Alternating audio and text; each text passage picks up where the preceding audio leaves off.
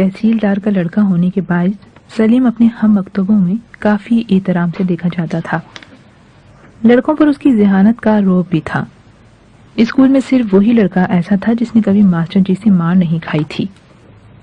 सलीम दिलचस्पी के बगैर कोई काम करने का आदी ना था।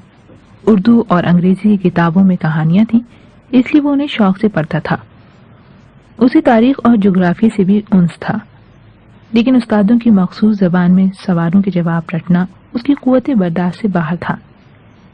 हिसाब के हिंसों और ज्योमेट्री की लकीरों से भी उसे नफरत थी, लेकिन हिसाब का मास्टर बहुत जाबिर था और बदकिस्मती से सलीम के वालिद का दोस्त भी था।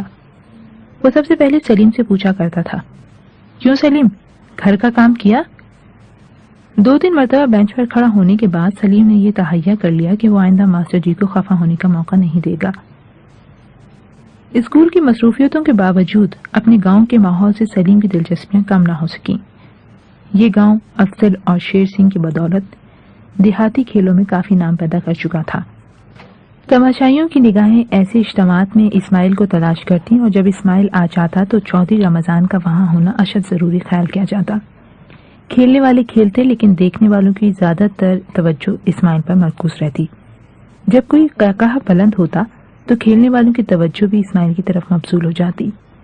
सलीम मजीद के बाद गांव के बेहतरीन खिलाड़ियों में शुमार होता था, लेकिन जब इस्माइल आ जाता तो वो खेल के बजाय कहकहों में शरीक होने के लिए उसके करीब आ बैठता।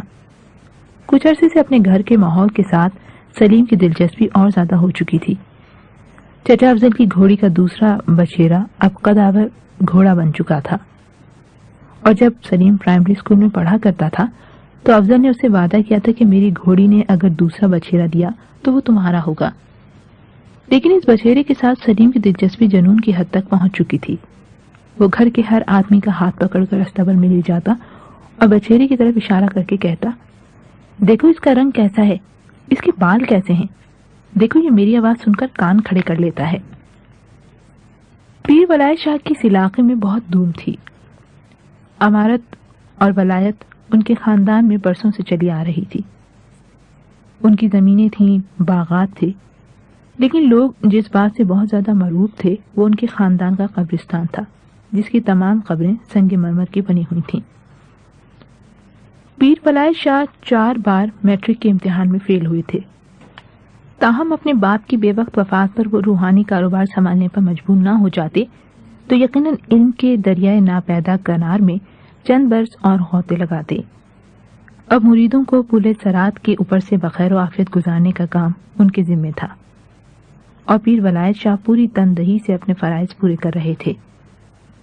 वो फरजांदाने आदम को अर्जी और समावी तकलीफ से निजात दिलाने के लिए तावीज़ लिखा करते थे और अपनी फुर्सत के तल्ख लम्हात को खुशगवार बनाने के लिए शतरंज खेला करते थे, भंग पिया करते थे, बटेर लड़ाया करते थे, शादियां किया करते थे और शादियों के बाद तलाक़ें दिया करते थे।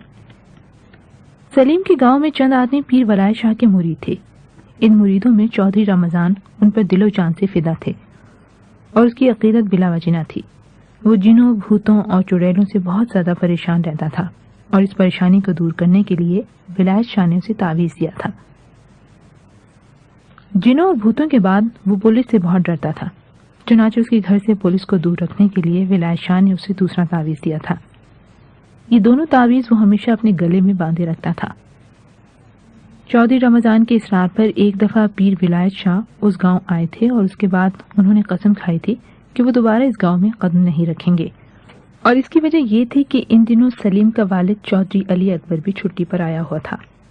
विलायत शाह को मालूम न था कि इस गांव में इसकी अकबर अली से मुलाकात होगी, वरना वो कभी ना आता। अली अकबर उसे तालिब इल्मी के जमाने से जानता था। उसने देखते ही कहा, अरे विलायत, मैं तो समझता था कि तुम अभी तक स्कूल में होगे। सुनाओ, इस साल कितनी शादियां की हैं? एक दरीना वाकिफकार की तरफ से ये सिर्फ इब्तिदा थी। अली अकबर ने स्कूल की बातें शुरू कर दी। लोग हंस रहे थे, लेकिन मुरीद अंगारों पर लौट रहे थे। आम हालात में शायद विलायत शाह दोबारा इस गांव में तशरीफ ना लाते, लेकिन चंद साल बाद एक ऐसा वाकया पेश आया जिसके बायस उन्हें आना ही पड़ा। चौधरी रमजान अपनी जिंदगी की सबसे बड़ी परेशानी का सामना कर रहा था। बात यह हुई कि चौधरी रमजान ने कुछ गंदुम धूप में सूखने के लिए अपने कोटे की छत पर डाल दी थी। इस कोटे के पछवाड़े लक्ष्मण सिंह की हवेली थी। लक्ष्मण सिंह की हवेली का जो कोना रमजान के कोठे के साथ लगता था, वहां उसने प्याल का ढेर लगा रखा था। प्याल का ये ढेर साल भर में बारिशों की वजह से थोड़ा बहुत दब जाता तो लक्ष्मण सिंह उस पर और प्याल डाल देता। लक्ष्मण सिंह इस ढेरे से कई काम लेता था। सर्दियों की धूप में वो इस ढेरे पर बैठकर चारपाई का बान बांटा करता था। बरसात में जब हवेली में कीचड़ होती तो वो अपनी बकरियों के लिए वहां चारा डाल दिया करता था। गर्मियों की रातों में जब चौधरी रमजान अपने कोठे पर सोया करता था तो वो उसके पास पहुंचकर गप्पे मारने के लिए प्याल के उस ढेर से सीढ़ी का काम लिया करता था। गांव में अगर किसी को प्याल की जरूरत होती तो वह बिला तकल्लुफ यहाँ से ले सकता था। जिस दिन रमजान ने कोठे पर गंदुम डाली थी, लक्ष्मण सिंह ने अपनी बकरियां बांध ली थीं, लेकिन उसका भैंसा किसी तरह खुल गया और खुदा मालूम उसे क्या सूझी कि वो प्याल के ढेर पर से गुजरता हुआ चौधरी रमजान के कोठे पर जा पहुंचा। चौधरी रमजान अंदर बैठा रोटी खा रहा था कि ऊपर खड़खड़ाहट सुनाई दी। मट्टी, गर्मी और इसके साथ ही छत से यके बाद दीगरे दो सिर टांगे नमूदार हुई। भैंसे की टांगे। मियाँ बीवी सकते के आलम में एक दूसरे की तरफ देख रहे थे। बाहर से जलाल और उसकी बहन ने दुहाई मचा दी। माँ, माँ, लक्ष्मण सिंह का भैंसा कोठे पर चढ़ गया। रमजान किसी बहुत खतरनाक जिन का तस्वुर कर रहा था। वो हाँपता, कांपता और लरसता हुआ बाहर निकला। थोड़ी देर दम लेने के बाद वो लकड़ी की सीढ़ी से ऊपर चढ़ा। लक्ष्मण सिंह के भैंसे की गर्दन छत के साथ लगी हुई थी। उसकी अगली दो टांगे नीचे धंस गई थीं। पिछली टांगे अभी तक प्याल के ढेर पर थीं। बेकसी और इनकिसारी का ये पैकर मुजस्सम अपनी खामोश निगाहों से छत की नापायदारी के खिलाफ एहतजाज कर रहा था। चौधरी रमजान ने थोड़ी देर में सारा गांव इकट्ठा कर लिया। बच्चों और नौजवानों ने कहे लगाए, लेकिन बड़ों के लिए ये बात अनहोनी थी। भैंसे को इस मुसीबत से निजात दिलाई गई। रमजान और लक्ष्मण सिंह से पहले उनकी बीवियों ने इस बात की तायद की। लक्ष्मण सिंह की बीवी उसे कहती थी कि ये भैंसा मुफ्त किसी को दे दो, और रमजान की बीवी अपने शौहर से कहती थी कि तुम अभी वलायत शाह के पास जाओ।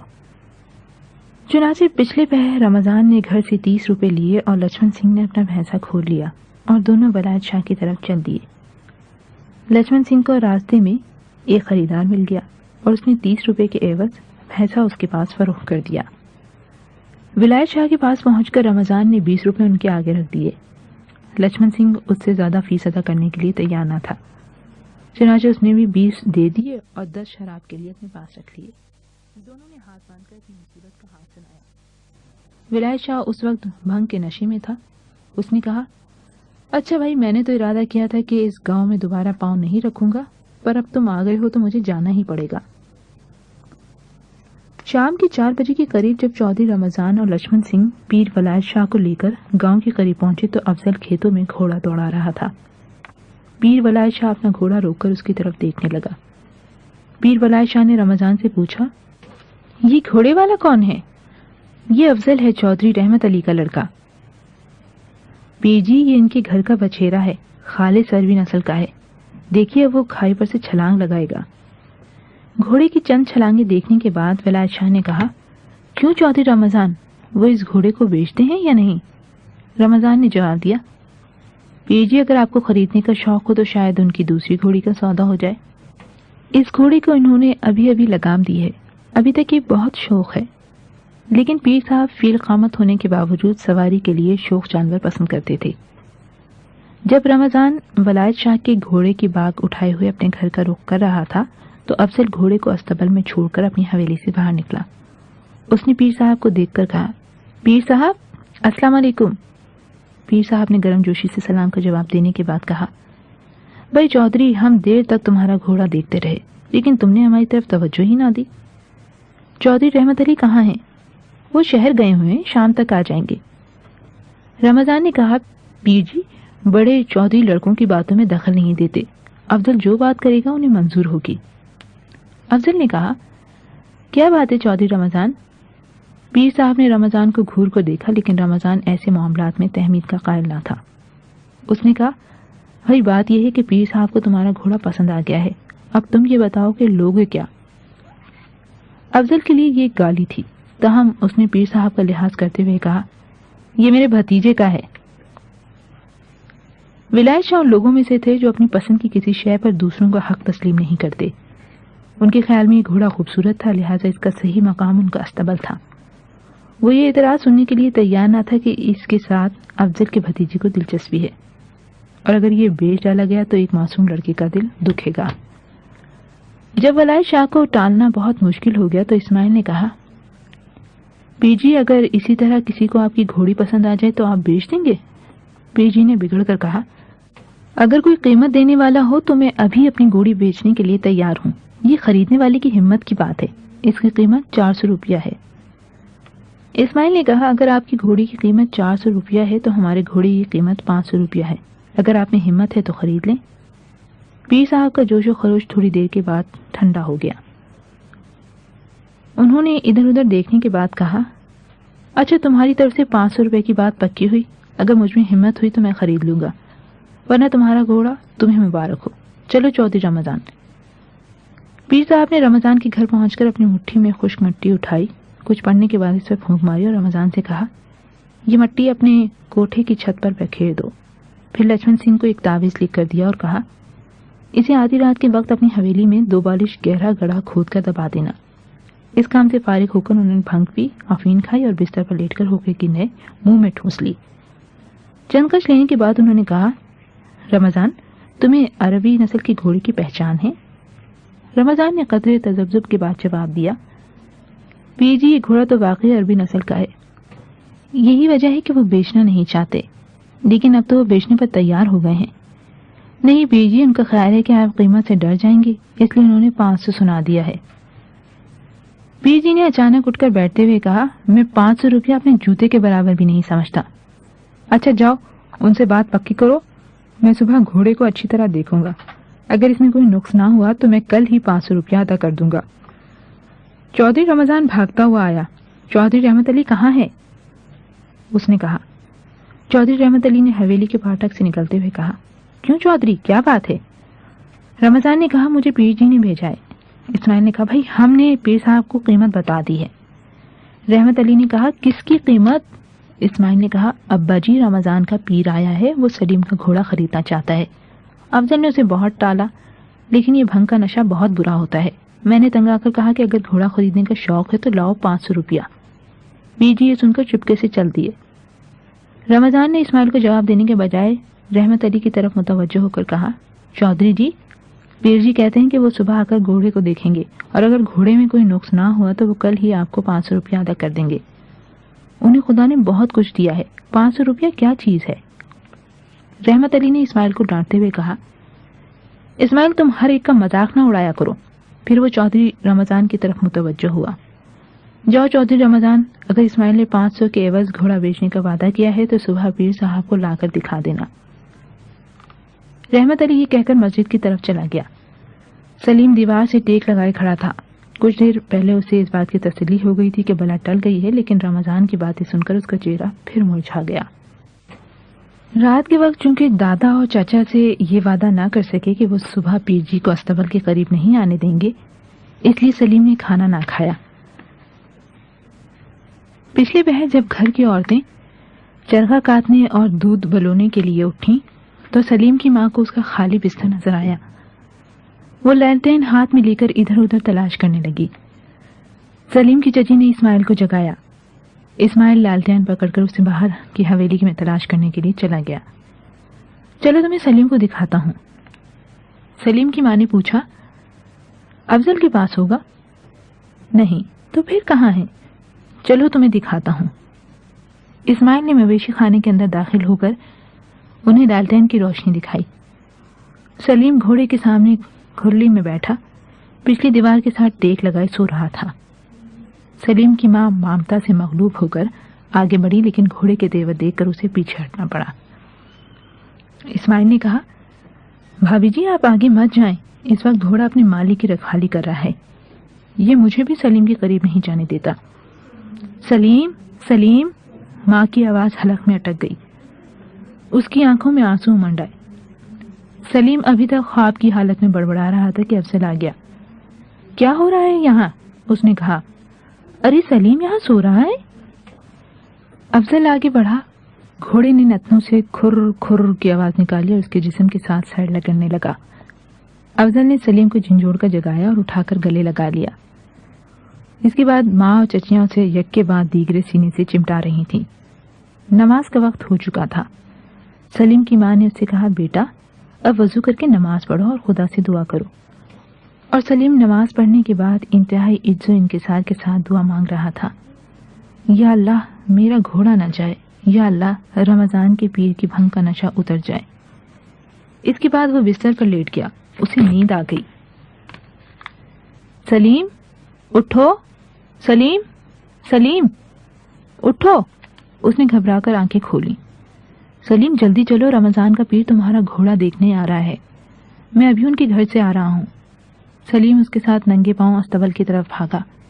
اتنی دیر میں ولایت شاہ حویلی کے پھاٹک میں کھڑا اس کے دادا سے باتیں کر رہا تھا۔ وہ کہہ رہا تھا، چودھری میں نے آدمی روپے لانے کے لیے بھیج دیا ہے۔ اسماعیل نے جھک کر سلیم کے کان میں کہا، بیٹا فکر نہ کرو، میں نے پیر کا علاج سوچ لیا ہے، تم جا کر اسی طرح آنکھیں بند کر کے کھرلی میں بیٹھ جاؤ۔ سلیم بھاگتا ہوا استبل میں چلا گیا۔ چودھری رحمت علی نے کہا، چلیں بیٹھک میں بیٹھتے ہیں۔ رمضان نے کہا، پیر جی ذرا گھوڑا دیکھنا چاہتے ہیں۔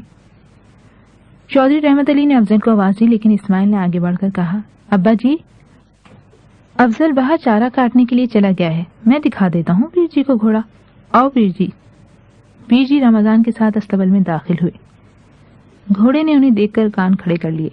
رمضان جس قدر گھوڑوں کی عربی نسل پہچاننے میں ماہر تھا، اسی قدر ان سے دور رہنا پسند کرتا تھا۔ اسماعیل دروازے سے آگے نہ بڑھا۔ رمضان نے کہا، پیر جی گھوڑا ذرا خطرناک ہے۔ پیر جی نے کہا، بھائی ہم نے بڑے بڑے خطرناک گھوڑے دیکھے، یہ کیا ہے؟ پیر جی بے تکلفی سے آگے بڑھے۔ مان ان کی نظر سلیم پر پڑی۔ وہ چچا کے ارشاد کی تعمیل میں آنکھیں بند کیے کھرلے میں بیٹھا تھا۔ پیر جی نے کہا، ارے بھائی یہ تو بچوں کے ساتھ بھی ہلا ہوا ہے، اسے کون خطرناک کہتا ہے؟ پیر جی بے پرواہی سے آگے بڑھے اور انہوں نے سلیم کا بازو پکڑ کر جھنجھوڑتے ہوئے کہا، کیوں برخوردار؟ پیر جی اپنا فقرہ پورا نہ کر سکے۔ سلیم کو ہاتھ لگانے کی دیر تھی کہ گھوڑے نے ان کے فربا سینے کا فالتو گوشت جو چلتے وقت اوپر نیچے اچھلا کرتا تھا اپنے دانتوں کی گرفت میں لے لیا۔ ولایت شاہ کی کیفیت اس ہاتھی سے مختلف نہ تھی جس کی سون شیر کے منہ میں آ چکی ہو۔ یہ اقدام اسماعیل کی توقع کے خلاف تھا۔ اس کا خیال یہ تھا کہ گھوڑا صرف ڈرانے دھمکانے یا زیادہ سے زیادہ دولتی مارنے پر اکتفا کرے گا۔ اسماعیل نے جب یہ محسوس کیا کہ معاملہ مذاق کی حد سے آگے گزر چکا ہے تو اس نے آگے بڑھ کر گھوڑے کے نتنے پر مکہ مارا۔ گھوڑے کے دانتوں کی گرفت ڈھیلی ہو گئی اور ولایت شاہ بے ہوش ہو کر گر پڑے۔ درد کی شدت اور آدمی کے ہجوم میں پیر جی نے اپنے آپ کو قریب المرگ سمجھ کر مریدوں اور مجاوروں سے وصیت کی کہ اس گاؤں میں میرا جنازہ خراب ہوگا، مجھے فوراً میرے گھر پہنچا دو۔ چنانچہ ان کے حکم کی فوراً تعمیل کی گئی، انہیں چارپائی پر ڈال کر ان کے گاؤں پہنچا دیا گیا۔ ولایت شاہ کوئی 1.5 مہینہ بستر پر پڑے رہے۔ ان کے مرید ان کی تیمارداری کے لیے جاتے تھے، لیکن ان کے مخالفین دور دراز سے چل کر سلیم کے گھوڑے کو دیکھنے کے لیے آیا کرتے تھے اور اسماعیل ان کے سامنے اس واقعے کی چشمدید تفصیلات بیان کرتا تھا۔ شب برات کی آمد تھی۔ اسکول کے پاس ہی ایک دکاندار پھلجڑیاں، پٹاخے اور آتش بازی کا دوسرا سامان نمائش کے لیے رکھ دیا کرتا تھا۔ لڑکے آدھی چھٹی کے وقت حلوائی کی دکان پر دھاوا بولنے کے بجائے پٹاخے وغیرہ خرید کر چلایا کرتے تھے۔ سلیم نے اپنے حصے کے پیسے مجید کے حوالے کر دیے تھے اور وہ آدھی چھٹی کے وقت چند پٹاخے، چچوندریں اور پھلجڑیاں وغیرہ خرید لایا تھا۔ سلیم کے بائیں ہاتھ کے ڈیسک پر ارشد بیٹھا کرتا تھا۔ ارشد نے سلیم کی طرف متوجہ ہو کر کہا، تمہارے بھائی نے بہت سی چچوندریں لی ہیں، لیکن یہ کسی کام کی نہیں۔ میں کل 1 آنے کی لے گیا تھا، ان میں سے صرف 2 چلی۔ معلوم ہوتا ہے ان کے اندر پسا ہوا کوئلہ بھرا ہوا ہے۔ سلیم کو افسوس ہوا کہ یہ بات اسے پہلے کیوں نہیں بتائی گئی۔ تاہم اس نے ایک چچوندر نکال کر ارشد کو دکھاتے ہوئے کہا، ان کے اندر کوئلہ نہیں ہے، میں نے کئی لڑکوں کو چلاتے دیکھا ہے، لاؤ میں تمہیں دکھاتا ہوں۔ سلیم نے چچوندر ارشد کے ہاتھ میں دے دی۔ اس نے ادھر ادھر دیکھ کر اطمینان کے ساتھ دیا سلائی جلائی اور اس کے ایک سرے کو آگ لگا دی۔ کمرے کے باہر ہیڈ ماسٹر صاحب اردو کے ماسٹر سے کہہ رہے تھے، آپ دیر سے آتے ہیں اور لڑکے سب سے زیادہ آپ کی گھنٹی میں شور مچاتے ہیں۔ ہیڈ ماسٹر صاحب کی جھڑکی کے بعد اردو کے ماسٹر نے انتہائی غیظ و غضب کی حالت میں کمرے کا رخ کیا، لیکن جو ہی انہوں نے کمرے میں پاؤں رکھا، ارشد نے بدحواسی کی حالت میں چچوندر چھوڑ دی۔ چچوندر پہلے میز پر گئی، پھر دروازے کا رخ کیا اور اس کے بعد ماسٹر صاحب کی ٹانگوں میں جا چھپی۔ मास्टर साहब उछल उछल कर अपनी शलवार झाड़ने लगे। ये नजारा देखकर लड़के एक दूसरे के पीछे मुंह छुपाकर हंसने लगे। छुछुंदर से छुटकारा हासिल करते ही मास्टर साहब उल्टे पांव वापस मुड़े और हेडमास्टर साहब को बुला लाए। हेडमास्टर साहब ने अपना बैत हिलाते हुए सवाल किया, ये किसकी शरारत है? किसी ने जवाब न दिया। हेडमास्टर साहब ने चंद मरतबा अपना बैत हवा में लहराया, फिर लड़कों को खड़ा होने का हुक्म दिया और एक सिरे से मारपीट शुरू कर दी। बलवंत सिंह अगले डेस्क पर बैठा हुआ था, इसलिए सबसे पहले उसकी बारी आई। हेडमास्टर के हुक्म पर उसने इंतहाई बेकसी की हालत में अपना हाथ आगे कर दिया। पहला वेद खाने के बाद वो चिल्लाने लगा, नहीं जी मास्टर जी, नहीं जी, मैंने नहीं चलाई। इन लड़कों से पूछ लीजिए तो बताओ किसने चलाई है। हेडमास्टर साहब का बैत फिर एक बार हवा में सनसनाहट पैदा करने लगा। हाथ आगे बढ़ाओ वरना। बलवंत सिंह ने कांपता हुआ हाथ फिर आगे कर दिया, लेकिन जब बैद आया तो उसका हाथ खुद ब खुद पीछे हट गया। बैद दूसरी मरतबा डेस्क पर लगा और हेडमास्टर साहब का गुस्सा जुनून की हद तक पहुंच गया। एक तरफ से सलीम की सहमी हुई आवाज आई, मास्टर जी, मैंने छुछुंदर। तुम? मास्टर साहब ने चौंक कर कहा, जी। इधर आओ।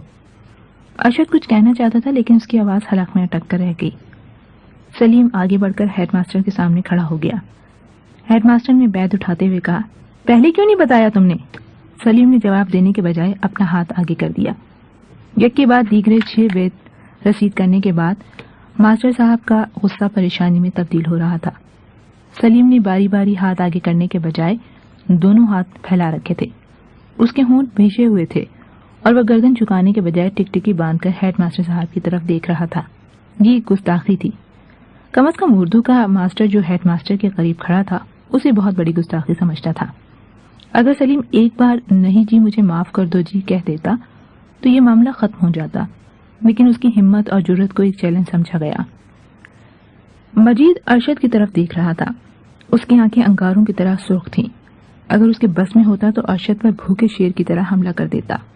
हेडमास्टर साहब के मुतालिक मशहूर था कि अव्वल तो वो किसी को मारते ही नहीं, लेकिन जब मारने पर आते हैं तो आधी दर्जन या 1 दर्जन के हिसाब से बेद रसीद करते हैं।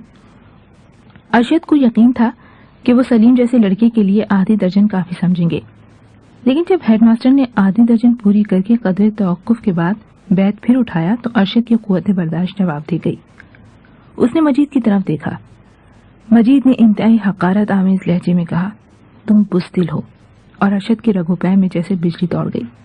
वो चिल्लाया, मास्टर जी, सलीम बेकसूर है, छुछुंदर मैंने चलाई थी। हेडमास्टर साहब का बैत रुक गया और अरशद आगे बढ़कर सलीम के करीब खड़ा हो गया। हेडमास्टर और उर्दू का मास्टर इंतहाई परेशानी की हालत में एक दूसरे की तरफ देखने लगे। तुम झूठ कहते हो, हेडमास्टर ने अरशद की तरफ देखते हुए कहा। सलीम को मालूम है कि छुछुंदर मैंने चलाई थी, मजीद को भी मालूम है, बहुत सी लड़कों को मालूम है।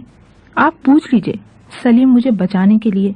अरशद की आवाज बैठ गई, उसकी आंखों में आंसू भर आए। क्यों मजीद? हेडमास्टर ने उसकी तरफ मुतवज्जो होकर कहा। जी। सलीम ने जल्दी से मुड़कर मजीद की तरफ देखा और उसकी निगाहों ने मजीद के होंठों पर मोहर लगा दी। हेडमास्टर ने कहा, बताते क्यों नहीं? मजीद की खामोशी पर रामलाल ने कहा, मास्टर जी, अरशद ने चलाई थी।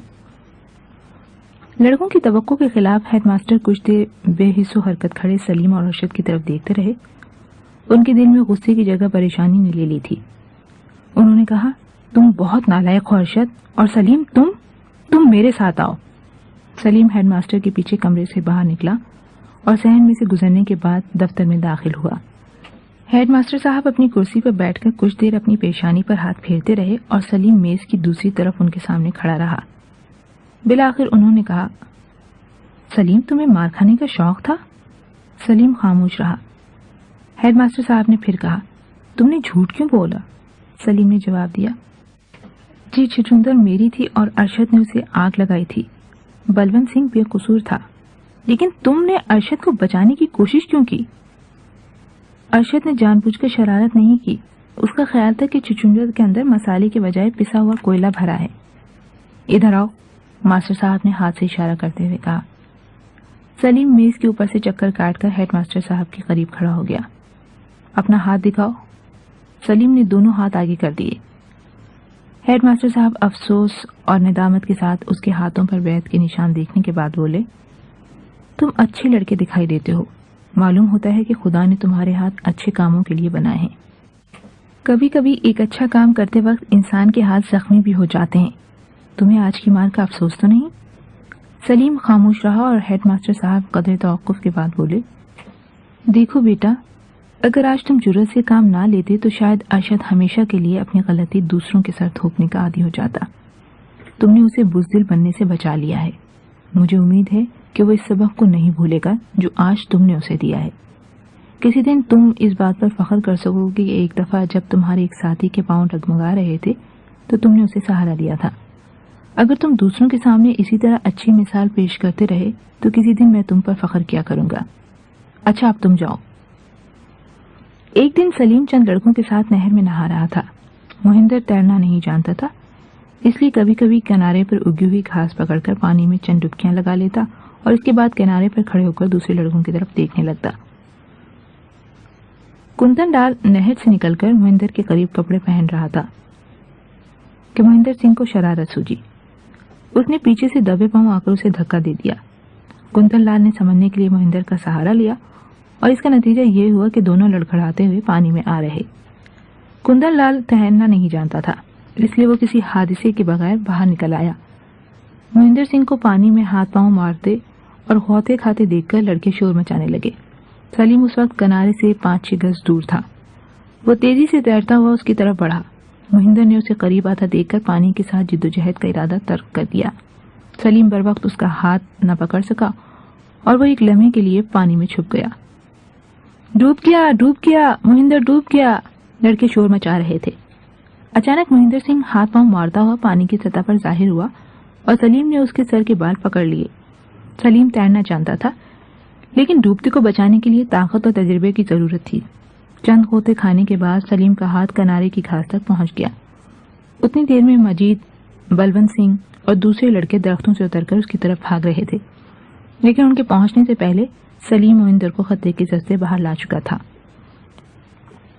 اگلے دن جب سلیم اسکول سے واپس آتے ہوئے مہندر کے گاؤں سے گزر رہا تھا تو اس نے اپنے مکان کے قریب پہنچ کر سلیم کا بازو پکڑ لیا. چلو سلیم، ماں کہتی ہے کہ اسے ضرور ساتھ لانا. سلیم نے تذبذب کی حالت میں مجید اور اپنے دوسرے ساتھیوں کی طرف دیکھتے ہوئے کہا، نہیں مہندر، پھر صحیح. مجید کچھ کہنے کو تھا کہ مہندر کی بات دروازے میں نمودار ہوئی اور سلیم اور مجید کی طرف غور سے دیکھنے کے بعد پوچھا، تم میں سے سلیم کون ہے؟ مہندر نے کہا، ماں یہ ہے سلیم، یہ ہمارے گھر نہیں آتا تھا. مہندر کی ماں نے آگے بڑھ کر پیار سے دونوں ہاتھ سلیم کے سر پر رکھ دیے اور کہا، بیٹا جیتے رہو، میں آج تمہارے گھر بھی گئی تھی. تھوڑی دیر بعد سلیم اور اس کے گاؤں کے باقی لڑکے مہندر کے مکان کے صحن میں جامن کے درخت کے نیچے بیٹھ کر بے تکلفی سے آم کھا رہے تھے. مہندر سنگھ کی بہن جو اس سے 2 سال چھوٹی تھی چند قدم دور کھڑی ان کی طرف دیکھ رہی تھی. کم سی لڑکی نے آگے بڑھ کر ٹوکری میں سے ایک اور آم نکالتے ہوئے کہا، یہ بھی بہت میٹھا ہے، لو. ساتھیوں کی ہنسی نے سلیم کو قدرے پریشان کر دیا. لڑکی نے تامل کے بعد پھر کہا، لو نا، سچ کہتی ہوں بہت میٹھا ہے. لڑکی کی ماں نے کہا، لے لو بیٹا، یہ تمہاری بہن ہے. لڑکی نے جھٹ 2 آم نکال کر سلیم کو پیش کر دیے. بس میں بہت کھا چکا ہوں، سلیم نے عذر پیش کیا. سلیم کے انکار پر بسنت نے مایوس ہو کر آم پھر ٹوکری میں رکھ دیے اور کچھ سوچنے کے بعد بھاگتی ہوئی مکان کے اندر چلی گئی. جب وہ واپس آئی تو اس کے ہاتھ میں ایک گڑیا تھی. لو، یہ لے لو، اس نے گڑیا سلیم کی طرف بڑھاتے ہوئے کہا. لڑکی کھلکھلا کر ہنس پڑے، لیکن لڑکی ان کی ہنسی سے لاپرواہ ہو کر گڑیا دینے پر اصرار کر رہی تھی. اس کی ماں نے کہا، پگلی، بھائیوں کو گڑیا نہیں دیا کرتے. جولائی کا مہینہ تھا. اسکول میں گرمیوں کی چھٹیاں ہو چکی تھیں. ایک دن سلیم گاؤں کے باہر آم کے باغ میں چارپائی پر لیٹا گہری نیند سو رہا تھا. مجید بھاگتا ہوا آیا اور سلیم کے بازو پکڑ کر جھنجھوڑتے ہوئے بولا، ارے اٹھو. سلیم نے چونک کر اس کی طرف دیکھا اور اس کا ہاتھ جھٹک کر پھر آنکھیں بند کر لیں. ارے پوستی، اٹھتے ہو یا نہیں؟ مجید کے بچے، مجھے تنگ نہ کرو. سلیم کروٹ بدلتے ہوئے بڑبڑایا. ارے اٹھتے ہو یا نہیں؟ سلیم نے جواب دینے کے بجائے تکیے میں منہ چھپا لیا. مجید نے چارپائی کو ایک طرف سے اٹھاتے ہوئے کہا، 1 2 3، اور سلیم لڑکھڑاتا ہوا زمین پر آ رہا. وہ غضبناک ہو کر اٹھا. ارے میں تمہارے دوست کو لے کر آیا ہوں. مجید نے پھر درخت کی اوٹ سے بسر نکالتے ہوئے کہا. مجھے معلوم ہے. ارے تمہارے پیچھے ارشد کھڑا ہے, ادھر آؤ, ادھر دیکھو. ارشد کا نام سن کر سلیم نے جلدی سے پیچھے دیکھا اور اس کا غصہ پریشانی اور مسرت کے ملے جلے جذبات میں تبدیل ہو کر رہ گیا. وہ آم اور گٹلیاں زمین پر پھینک کر اپنے ہاتھ جھاڑنے لگا. بھائی خوب سوتے ہو, ارشد نے آگے بڑھ کر مسکراتے ہوئے کہا. نہیں, میرا خیال تھا کہ مجید مجھے بلا وجہ تنگ کر رہا ہے. اگر تم جگاتے تو میں شاید تمہاری آواز سن کر ہی اٹھ بیٹھتا. یہ کہہ کر سلیم نے مالی کو آواز دی. دیکھو مالی, سندوری اور گولے آم جھاڑ کر پانی میں ڈالو, لیکن ٹھہرو, پہلے ان کے لیے کھانا لے آؤ. ارشد نے کہا. بھائی کھانا تو میں گھر سے ہی کھا کر چلا تھا. سلیم مالی کی طرف متوجہ ہوا. اچھا بھائی تم آم اتارو. مالی نے جواب دیا. جی گولے اور سندوری آم تو میں نے صبح اتار کر گھر بھیج دیے تھے. مجید نے کہا. سلیم اگر ارشد کو بہت ہی اچھے آم کھلانا چاہتے ہو تو چلو سادو کے باغ میں چلتے ہیں, اس کے آم ہماری سندوری اور گولے سے بھی زیادہ اچھے ہیں. سلیم نے کہا. لیکن وہ دور ہے, ہم پیدل نہیں جائیں گے, گھوڑوں پر آدھ گھنٹے کا راستہ ہے. سلیم نے پوچھا. کیوں ارشد, گھوڑے پر سواری کر لو گے؟ بھائی سچ پوچھو تو مجھے آموں سے زیادہ گھوڑے کی سواری کا شوق ہے. چچا افضل حویلی کے دروازے کے سامنے بڑ کے درخت کے نیچے کھاٹ پر بیٹھا ہیر پڑ رہا تھا. کچھ دیر گفتگو کے لیے موضوع الفاظ سوچنے کے بعد سلیم افضل کے قریب جا کھڑا ہوا. سلیم نے افضل کی طرف متوجہ ہو کر کہا. چچا جی ذرا آپ ہی گھوڑی باہر لے جاؤں. اس گرمی میں؟ خبردار اسے ہاتھ لگایا تو. اپنے گھوڑے کو دن میں 2 بار نہلاتے ہو اور میری گھوڑی میں جیسے جان ہی نہیں. چچا شہر سے میرا دوست آیا ہے. دوست کے لفظ کا مفہوم افضل سے زیادہ کون سمجھتا تھا. اس کے لہجے میں اچانک ملائمت آ گئی. کہاں ہے تمہارا دوست؟ اس نے سوال کیا. وہ کھڑا ہے. سلیم نے ارشد کی طرف اشارہ کیا. افضل نے کہا. کیوں برخوردار, گھوڑے کی سواری آتی ہے نا تمہیں؟ ارشد نے جواب دیا. جی بہت معمولی. سلیم تمہیں سکھا دے گا, لیکن پہلے دن ہماری چھوٹی گھوڑی پر سواری کرنا. تم ڈاکٹر شوکت کے لڑکے ہو نا؟ جی. بھائی وہ تو ہمارے بڑے مہربان اور بھائی جان کے دوست ہیں. سلیم اپنے دوست کے لیے گھوڑے کی زین اچھی طرح سے کس لینا. باغ میں پہنچ کر سلیم, مجید اور ارشد نے گھوڑوں کی زینیں اتار کر انہیں درختوں کے ساتھ باندھ دیا. مالی سے آم لے کر پانی کی بالٹی میں ڈال دیے اور خود نہر میں نہانے لگے. نہانے کے بعد انہوں نے نہر کے کنارے بیٹھ کر آم کھائے اور کچھ ادھر ادھر کی باتیں کرتے رہے.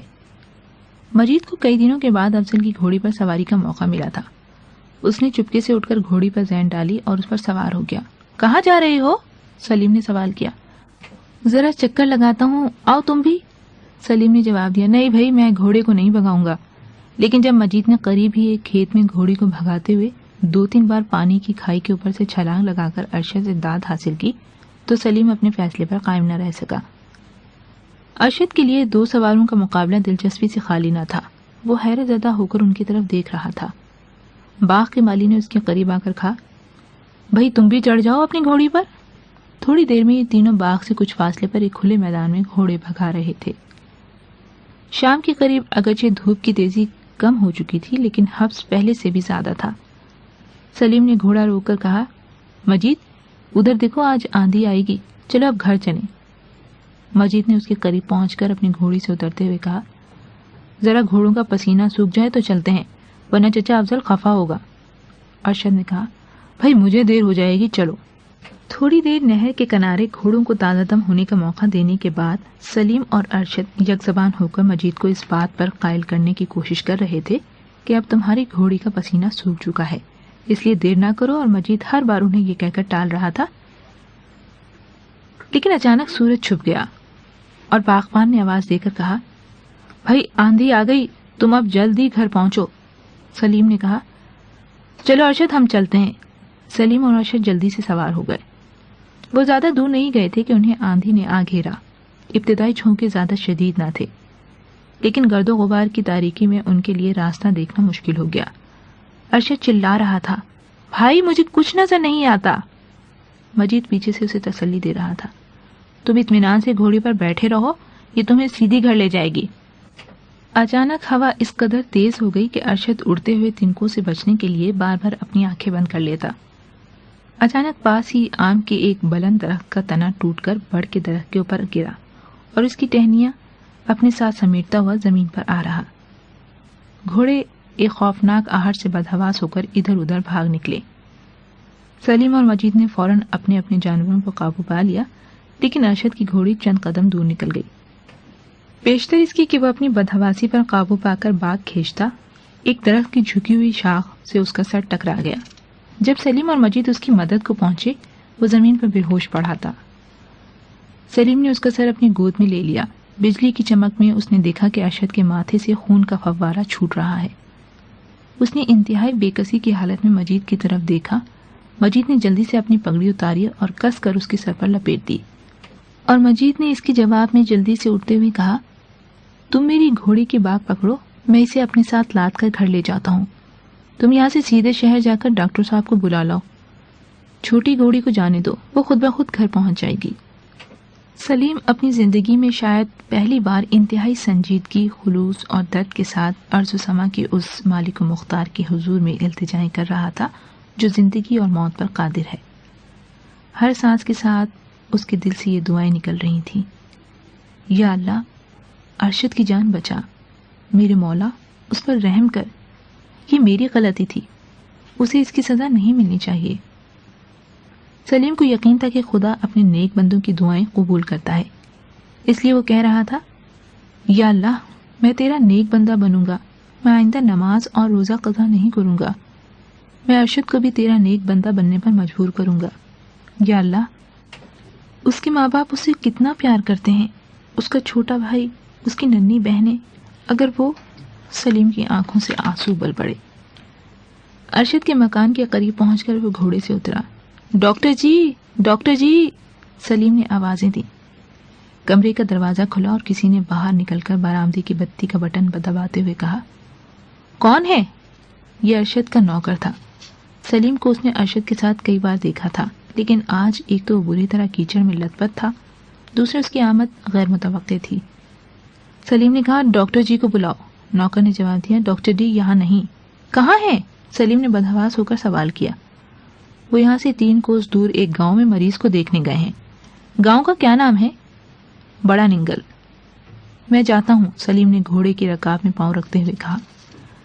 بھائی، میں نے تمہیں ارشد کے ساتھ کئی بار دیکھا ہے، دیکھو اگر تم ننگل جاؤ تو ڈاکٹر صاحب سے کہنا ہے کہ اگر ارشد ان کے ساتھ ہے تو وہ گھر میں کسی کے ہاتھ پیغام بھیج دیں، گھر والے بہت پریشان ہیں۔ ارشد کی ماں باہر نکلتے ہوئے بولی، کون ہے غلام علی؟ جی ایک لڑکا ہے، ڈاکٹر جی کو بلانے آیا تھا، اب ان کے پیچھے جا رہا ہے، میں نے اسے ارشد کے متعلق کہہ دیا ہے۔ ارشد کی ماں نے کہا، ہاں بیٹا، یہ کام ضرور کرنا۔ جی بہت اچھا۔ جی ارشد کے متعلق آپ فکر نہ کریں، اگر وہ ڈاکٹر صاحب کے ساتھ نہ ہوا تو پاس ہی ایک اور گاؤں میں اپنے دوست کے ہاں ہوگا، میں صبح ہونے سے پہلے آپ کو اس کے متعلق بتا دوں گا۔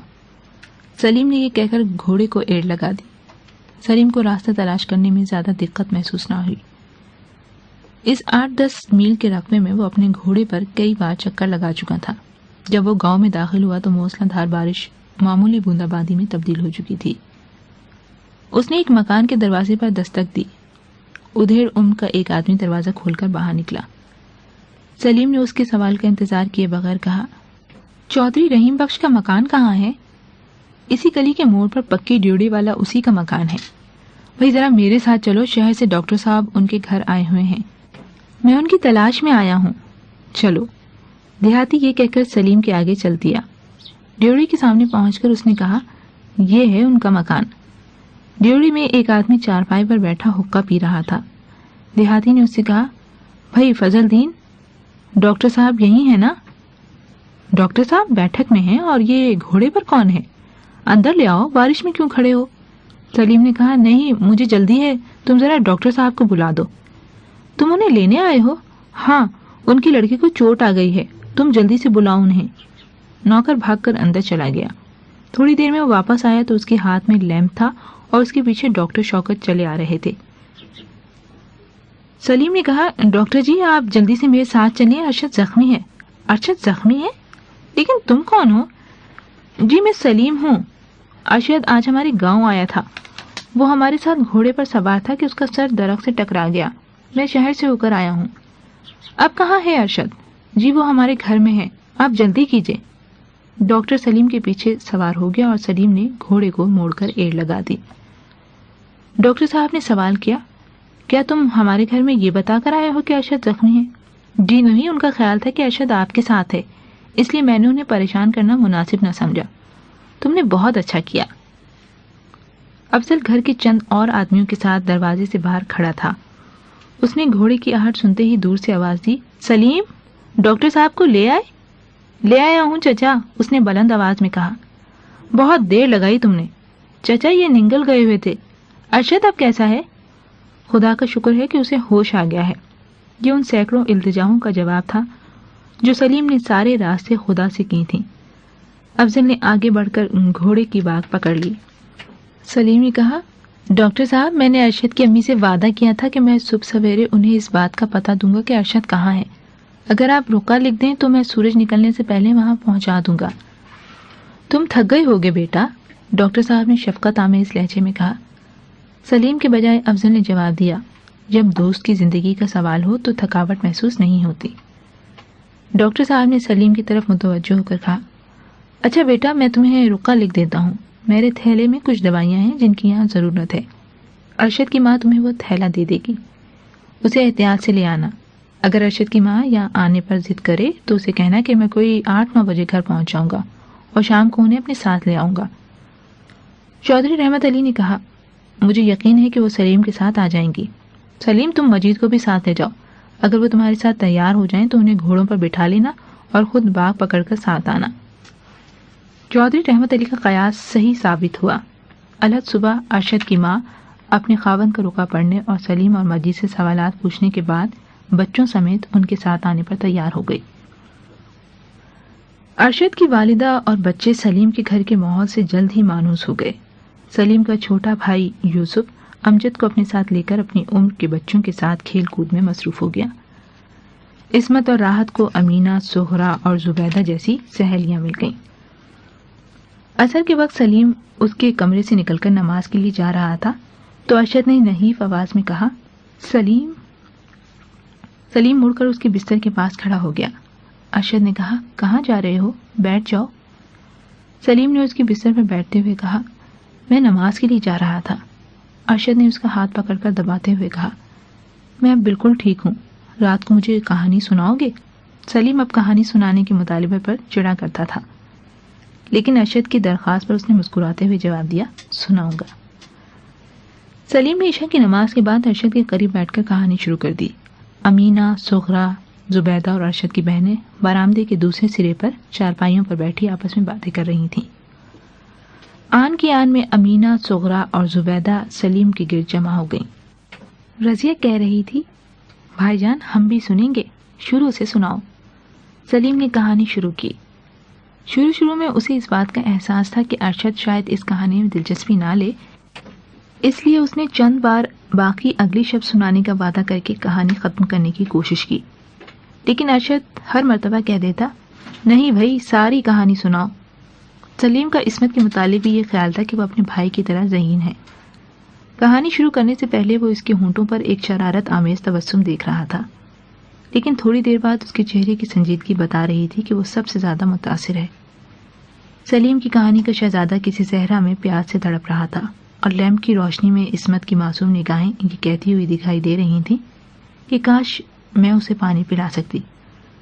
سلیم کی کہانی کا خوخوار آدمی سوئے ہوئے شہزادے کو زنجیروں میں جکڑ رہا تھا اور عصمت کے چہرے کا حزن و ملال اس احساس کی ترجمانی کر رہا تھا، کاش کوئی اسے جگا دے۔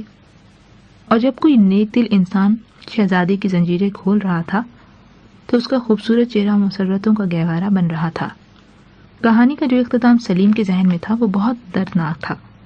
شہزادہ شادی کے دن گھوڑے سے گر کر مر جاتا ہے اور شہزادی اس کا جنازہ دیکھ کر محل سے چھلانگ لگا دیتی ہے، لیکن سلیم کو عصمت کا لحاظ کرنا پڑا۔ شہزادہ گھوڑے سے گرتے گرتے سنبھل گیا اور شہزادی کو محل سے گرنے کی ضرورت پیش نہ آئی۔ سلیم نے کہانی ختم کی تو لڑکیوں نے ایک اور کہانی کا مطالبہ کیا، لیکن سلیم کی ماں نے کہا، نہیں، دوسری کہانی کل سن لینا، اب ارشد کو آرام کرنے دو۔ سلیم بالا خانے پر جا کر لیٹ گیا۔ باہر کی حویلی میں آدمیوں کی محفل گرم تھی اور چچا اسماعیل کے قہقہے سنائی دے رہے تھے۔ یہ سوچ کر مجید وہاں آ گیا۔ سلیم کے دل میں وہاں جانے کا خیال آیا، لیکن تھکاوٹ کے احساس سے وہ بستر پر پڑا رہا۔ اسے جلد ہی نیند آ گئی۔ تھوڑی دیر میں وہ سپنوں کی حسین وادیوں میں پہنچ چکا تھا۔ وہ ایک شہزادہ تھا اور ایک حسین شہزادی کو درندوں کے نرخے سے چھڑا رہا تھا۔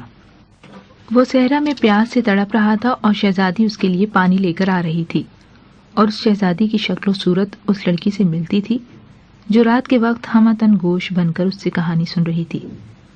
صبح ہوئی تو اس نے نیم خوابی کی حالت میں محسوس کیا کہ کوئی اس کے منہ پر پانی کے چھینٹے مار رہا ہے۔ وہ چونک کر اٹھ بیٹھا۔ امینہ پانی کا لوٹا لیے کھڑی تھی۔ امینہ کی بچی، ٹھہرو! وہ غضبناک ہو کر اٹھ بیٹھا، لیکن اس کے پیچھے زبیدہ اور عصمت کو دیکھ کر اس کا غصہ جاتا رہا۔ امینہ نے کہا، واہ جی، نیکی کرو تو گالیاں ملتی ہیں۔ نماز کا وقت جا رہا تھا اور تم مزے سے خراٹے لے رہے تھے۔ سلیم نے کچھ کہے بغیر اس کے ہاتھ سے پانی کا لوٹا لے لیا۔ باہر جاتے جاتے اس نے ایک لمحے کے لیے رک کر عصمت کی طرف دیکھا اور اسے اپنے سپنوں کی شہزادی یاد آ گئی۔ 6 دن بعد ارشد کو اس کا باپ اپنے گھر لے گیا۔ ارشد کی ماں نے رخصت ہوتے وقت سلیم کی ماں اور اس کی چچیوں سے وعدہ کیا کہ وہ کبھی کبھی ان کے گھر آیا کریں گی۔ اس کے بعد ارشد کی ماں 2-3 ہفتوں میں ایک بار سلیم کے ہاں ضرور جاتی۔ اگر اسے دیر ہو جاتی تو سلیم کی ماں اور چچیاں لڑکیوں کے ساتھ شہر چلی جاتی۔ ارشد کو اس کے باپ نے بائسیکل خرید دی تھی، اس لیے وہ قریباً ہر اتوار اس کے گاؤں جاتا، اور جب وہ نہ آتا سلیم گھوڑے پر سوار ہو کر ان کے گھر چلا جاتا۔ مجید چھٹی کے دن گاؤں کے لڑکوں کے ساتھ کبڈی کھیلا کرتا، کشتی لڑایا کرتا اور افضل سے گتکا سیکھا کرتا تھا۔ اسے سلیم کے مشاغل سے زیادہ دلچسپی نہ تھی۔ ایک اتوار سلیم گھر پر ارشد کا انتظار کر رہا تھا، لیکن وہ حسب وعدہ نہ آ سکا۔ اگلے دن سلیم اسکول گیا تو ارشد اسے فکر مند دکھائی دیا۔ اس نے پوچھا، کیوں ارشد، تمہیں کسی نے پیٹا ہے؟ ارشد نے کوئی جواب نہ دیا۔ دیکھو بھائی، پچھلے اتوار تو تم ہمارے گاؤں نہیں آئے تھے، اس اتوار کو ضرور آنا۔ ارشد نے جواب دینے کے بجائے ڈبڈباتی ہوئی آنکھوں سے سلیم کی طرف دیکھا۔ سلیم نے فکر مند ہو کر سوال کیا، ارشد کیا بات ہے، گھر میں خیریت ہے نا؟ اس نے جواب دیا، سلیم، ابا جان کی تبدیلی ہو گئی ہے، ہم پرسوں جا رہے ہیں۔ کہاں؟ سلیم نے مضطرب ہو کر سوال کیا۔ امرتسر۔ سلیم دیر تک یہ فیصلہ نہ کر سکا کہ اسے کیا کہنا چاہیے۔ اتنے میں اسکول کی گھنٹی بج گئی اور دعا کے بعد وہ کلاس روم میں چلے گئے۔ استاد آئے اور اپنا اپنا مضمون پڑھا کر چلے گئے، لیکن سلیم کے ذہن میں بار بار امرتسر کا لفظ گھوم رہا تھا۔ کبھی کبھی وہ اس بات کا سہارا لے کر ارشد کی طرف دیکھتا کہ شاید اس نے مذاق کیا ہو، لیکن ارشد کے چہرے کا حزن و ملال اس خیال کی تردید کر دیتا۔ جب چھٹی ہوئی اور لڑکی اپنے بستے اٹھا کر باہر نکل گئے تو ارشد اور سلیم اپنا اپنا بستہ باندھ کر ایک دوسرے کی طرف دیکھنے لگے۔ مجید اور باقی ساتھی باہر کھڑے سلیم کا انتظار کر رہے تھے۔ ارشد نے کہا، ہمارے گھر نہیں چلو گے؟ امی جان نے تمہیں بلایا ہے۔ چلو۔ ارشد اور سلیم باہر نکلے تو مجید نے کہا، تمہاری باتیں ہی ختم نہیں ہوتی۔ سلیم نے کہا، مجید میں ذرا ارشد کے گھر جا رہا ہوں، مجھے پہلے ہی معلوم تھا۔ ارشد نے کہا، امی جان سلیم کے ہاتھ کوئی پیغام بھیجنا چاہتی ہیں، چلو تم بھی۔ مجید نے گاؤں کے ایک کھیت میں تیلیاں پکڑنے کے لیے پھندا لگا رکھا تھا اور اسے شام سے پہلے وہاں پہنچنے کی فکر تھی۔ اس نے کہا، نہیں، ہم نہیں جاتے ہیں۔ سلیم ارشد کے ساتھ اس کے گھر کی طرف چل دیا۔ پھاٹک کے قریب پہنچ کر ارشد نے کہا، تم ذرا ٹھہرو، میں تمہیں تماشا دکھاتا ہوں۔ سلیم دیوار کے ساتھ کھڑا ہو گیا۔ ارشد مسکراتا ہوا داخل ہوا۔ اس کی ماں کرسی پر بیٹھی سویٹر بن رہی تھی۔ اس نے ارشد کو دیکھتے ہی کہا، بیٹا، میں نے تمہیں کہا تھا کہ سلیم کو ساتھ لے کر آنا۔ امی جان، وہ نہیں آیا، ارشد نے مغموم چہرہ بناتے ہوئے جواب دیا۔ تم نے اسے بتایا نہیں کہ ہم جا رہے ہیں؟ بتایا تھا، لیکن وہ نہیں آیا۔ عصمت نے جلدی سے باہر نکلتے ہوئے کہا، امی بھائی جان اسے کہتے تو وہ ضرور آتا۔ انہوں نے کہا ہی نہیں ہوگا۔ ارشد بولا، وہ کہتا تھا کہ عصمت چڑیل ہے، مجھے تنگ کرتی ہے، میں نہیں جاؤں گا۔ آپا چڑیل چڑیل، راحت نے تالی بجاتے ہوئے کہا۔ تم جھوٹ کہتے ہو، وہ مجھے چڑیل نہیں کہہ سکتا۔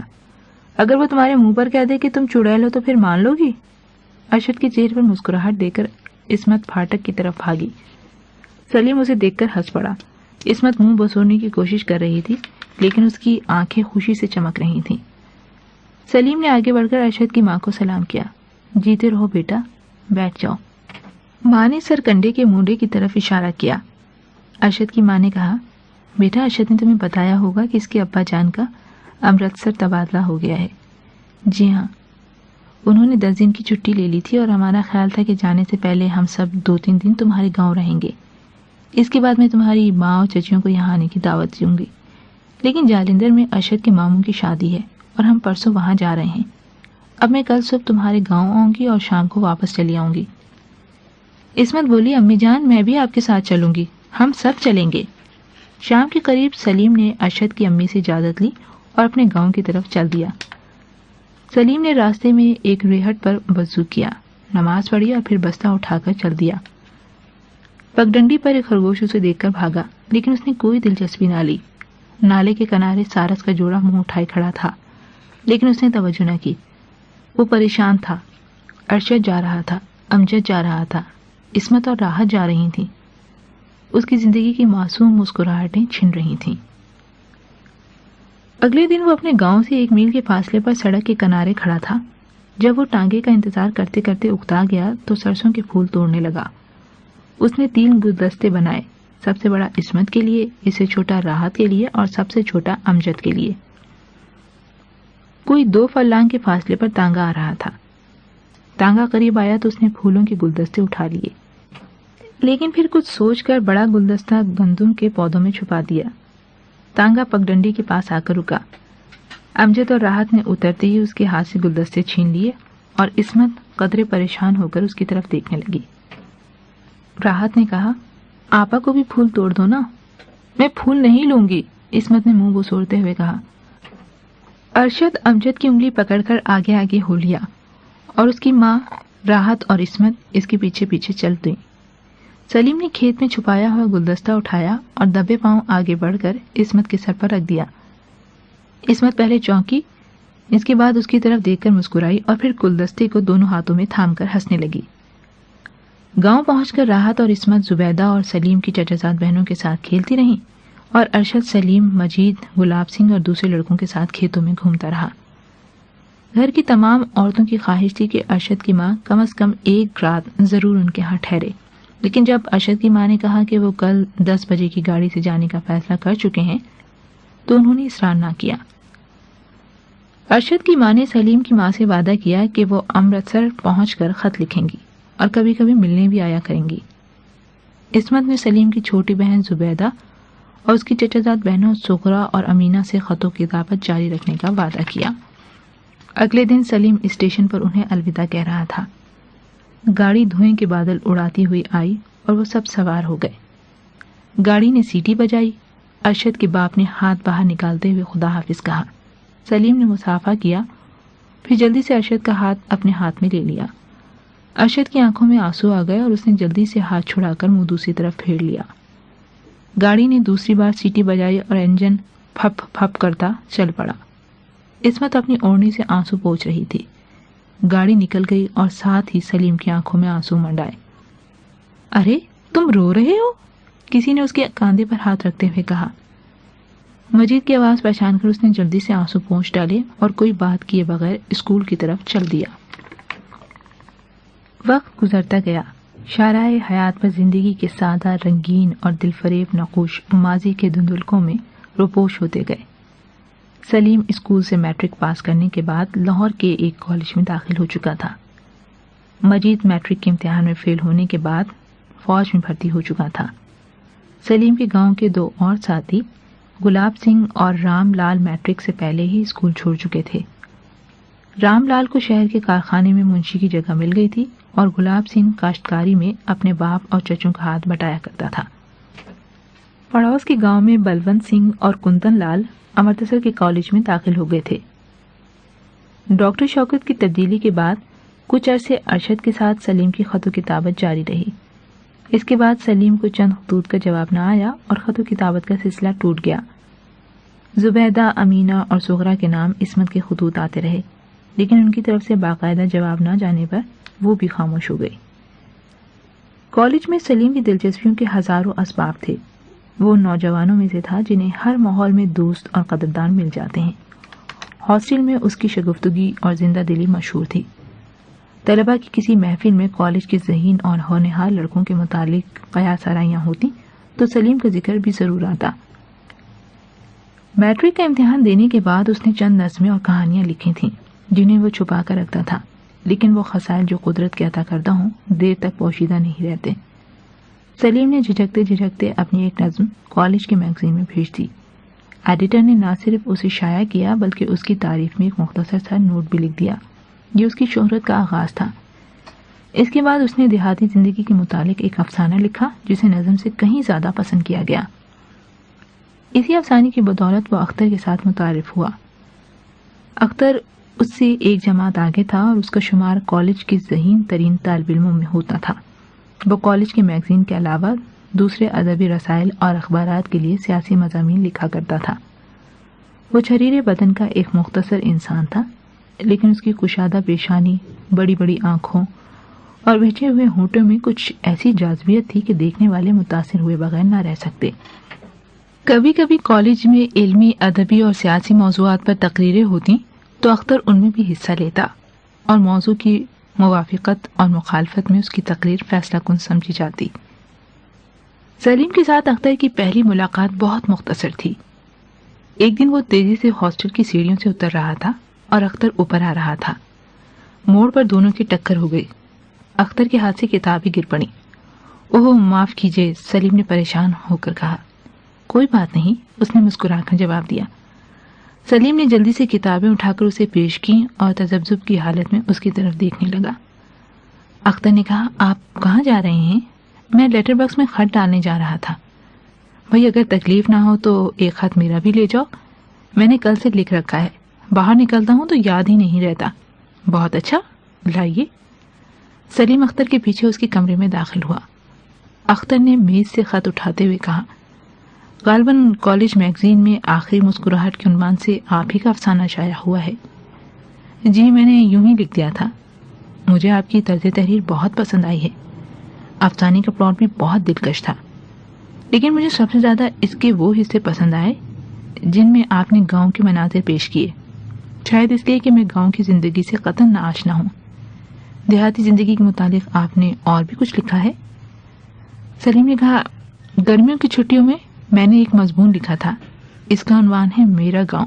وہ کافی طویل ہے، آپ کو کبھی فرصت ہو تو میں دکھاؤں گا۔